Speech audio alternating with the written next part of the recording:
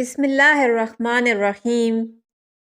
ایک دبلی پتلی لومڑی جو اکثر بھوک میں رہتی، کہیں اس کا داؤ نہ لگتا، روزی تلاش کرتی ہوئی ایک باغ کے پاس پہنچی جس کے چاروں اطراف دیوار تعمیر تھی۔ ہر طرف گھوم کر راستہ تلاش کیا، آخر ایک سوراخ ملا جس سے گزر کر لومڑی باغ کے اندر داخل ہو گئی۔ باغ میں ضرورت سے زیادہ پھل پا کر نہایت اطمینان سے باغ کے ایک طرف چھپ کر رہنے لگی۔ کچھ عرصے بعد باغ والوں کو تشویش ہوئی کہ چار دیواری کے ہوتے ہوئے پھل چوری کس طرح ہو جاتا ہے۔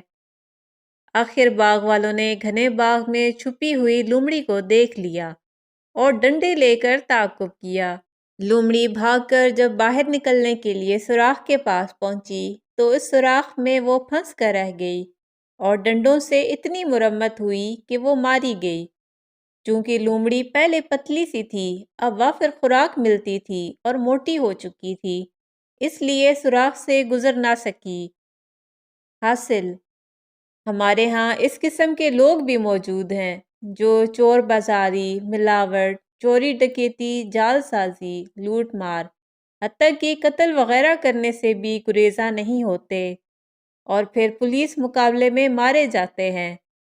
بعض مجرموں کے خلاف گرفت مضبوط ہوتی ہے تو پھر وہ اپنے جال میں لومڑی کی طرح پھنس کر مارے جاتے ہیں، جس طرح بیچاری لومڑی ماری گئی۔ اس طرح کی مزید دلچسپ حکایتیں سننے کے لیے چینل کو سبسکرائب کر لیں۔